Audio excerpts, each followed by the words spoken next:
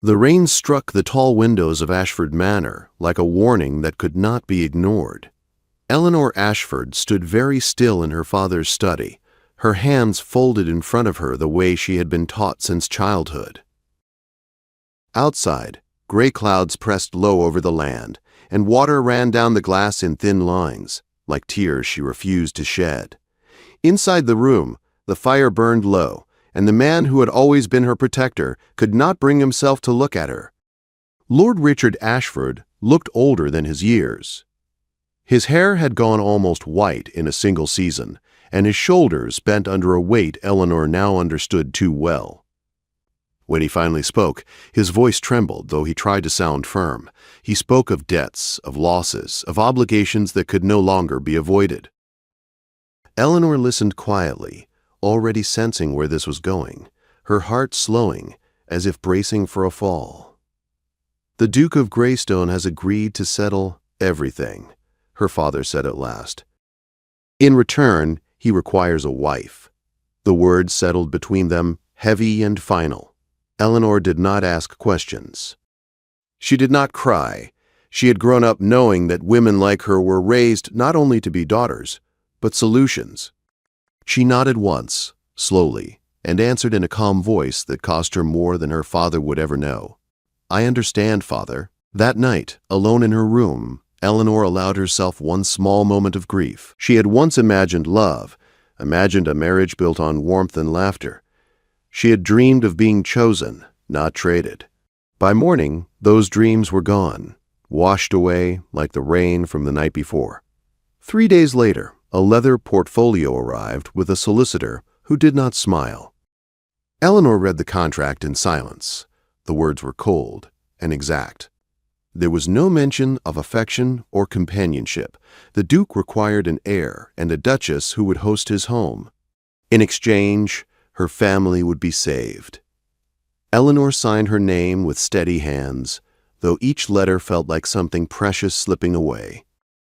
The wedding took place beneath a sky as gray as her thoughts.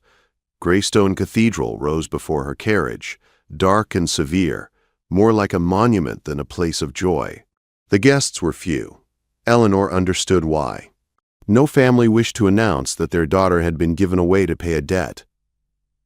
When she saw the Duke for the first time, standing tall at the altar, her breath caught despite herself. Adrian Thornwell was striking in a way that felt distant and cold, like winter sunlight.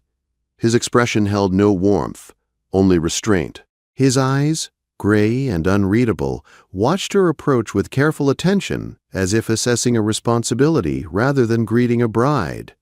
The ceremony passed quickly. His voice was calm and controlled. When the vows were done, he did not kiss her. He simply offered his arm and led her away. It was in the quiet space near the doors that he finally spoke to her.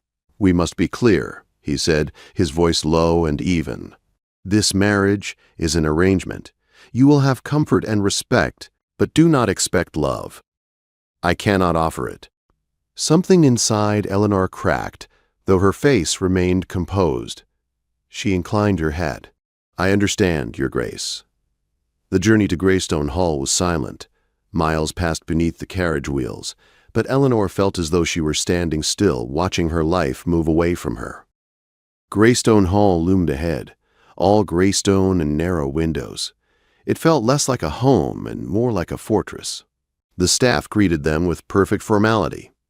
Adrian acknowledged them briefly, then led Eleanor inside without ceremony.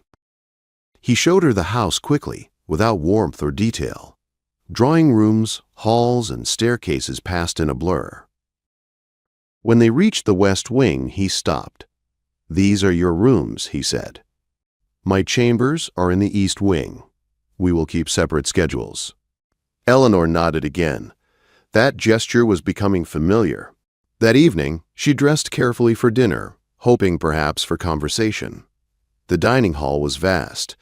Adrian sat at the far end of the table. They ate in silence, the sound of silver against china echoing like an accusation. Days turned into weeks. Eleanor learned the rhythm of the house and her place within it. Adrian was gone before she woke. She ate alone. She walked the halls alone. Greystone Hall was beautiful, orderly, and unbearably empty. The library became her refuge. Shelves stretched from floor to ceiling, filled with books that showed signs of being well loved. Eleanor spent hours there, reading by the window, finding comfort in words when her own life felt too quiet. One afternoon, Adrian entered the library and stopped short when he saw her. Surprise flickered across his face. "I did not realize anyone used this room," he said. "I hope I am not intruding," Eleanor replied gently. "You did say I was mistress of the house." Something shifted in his expression. He nodded and reached for a book. For a brief moment, their worlds touched, and Eleanor sensed there was more beneath his cold manner than he allowed anyone to see. That night, for the first time since her wedding, Eleanor felt something dangerous stir inside her. Hope. Winter settled over Greystone Hall slowly, as if the land itself were holding its breath. Frost crept along the windows each morning, and the moor beyond the manor turned hard and colorless. Eleanor moved through the days quietly, filling her hours with books, letters never sent, and long walks through halls that echoed with her footsteps. She had learned the habits of the house and, more painfully, the habits of her husband. Adrian Thornwell remained distant, yet no longer entirely absent. He did not avoid her now. Instead, he existed near her, like a shadow that never quite touched. He would appear in the library while she read, taking a chair across the room. They did not speak at first. They simply shared the silence, and somehow that silence felt different than before, less sharp, less lonely. Eleanor noticed small things. He favored history and estate records, but kept volumes of poetry close at hand. He frowned when he read passages that stirred memory. Sometimes, when he thought she was not looking, his gaze would lift from his book and rest on her, thoughtful and troubled, before he quickly looked away. One evening, thunder broke across the sky without warning. The storm arrived with violent force, shaking the windows and filling the halls with sudden noise. Eleanor froze where she stood in the library, her heart racing. Memories she had buried rushed back, leaving her breath shallow and her hands shaking. When the lights went out, panic took hold of her completely. She sank to the floor beside the chair, wrapping her arms around herself, trembling as thunder cracked again. She did not hear the door open. She only knew she was no longer alone when she heard her name spoken urgently. Eleanor. She looked up to see Adrian kneeling beside her, a candle in his hand. His face was pale with concern, stripped of its usual distance. Without hesitation, he sat beside her and took her hand, holding it firmly. "You are safe," he said steadily. "I will not leave you."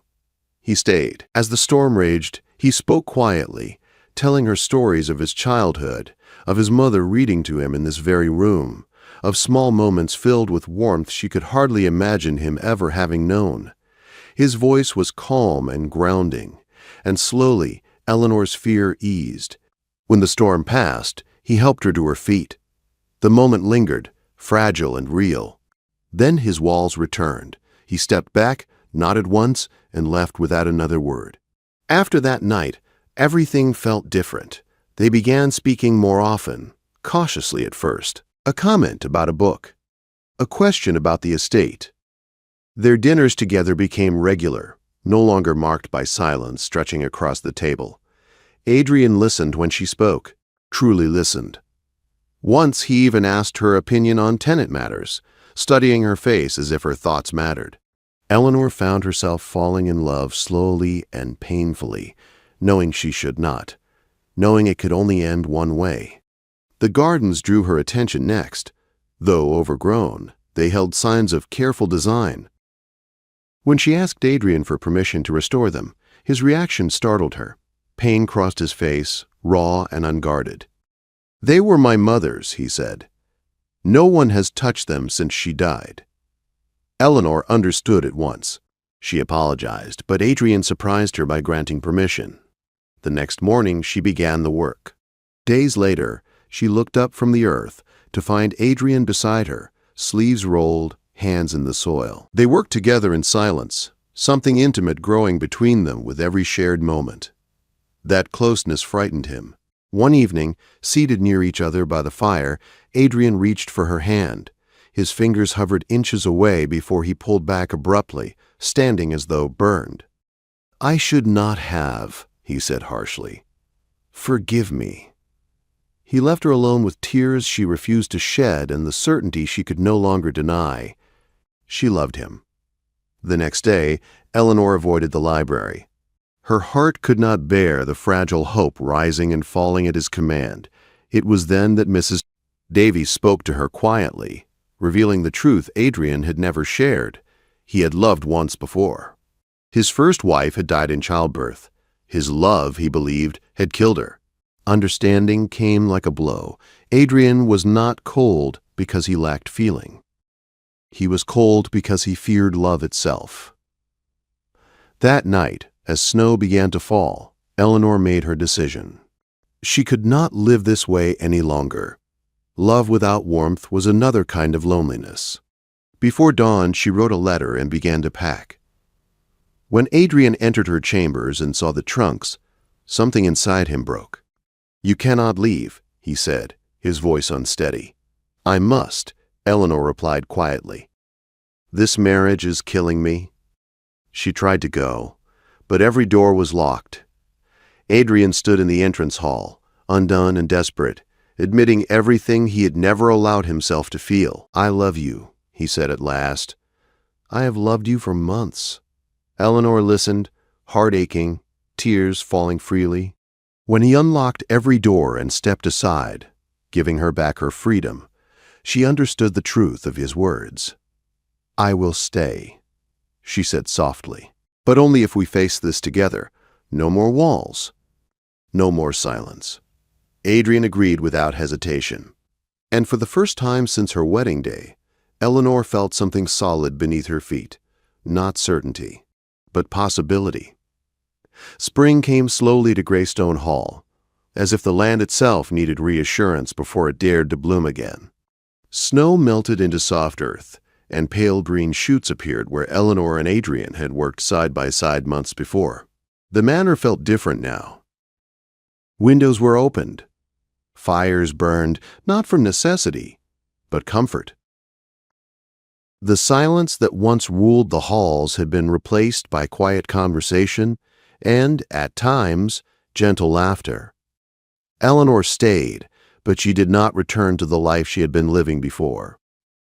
She no longer waited in silence or made herself small. Adrian kept his promise. He spoke when fear rose in him instead of retreating. Some days it was difficult.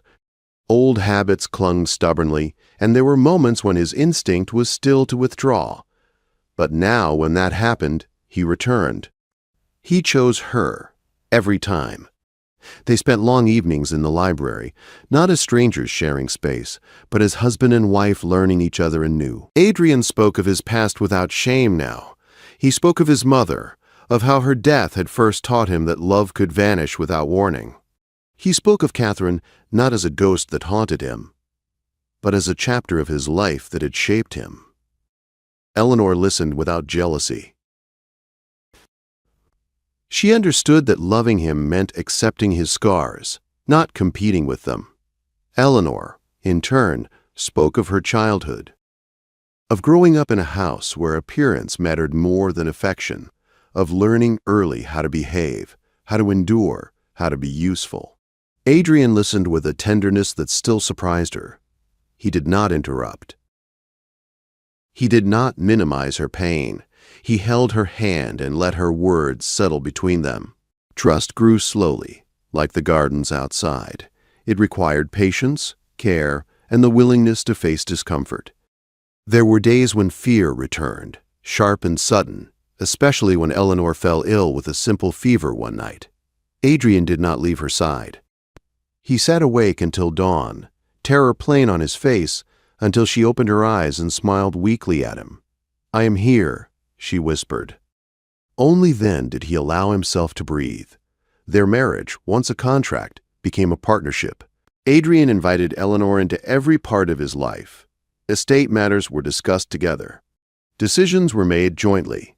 The staff noticed the change quickly.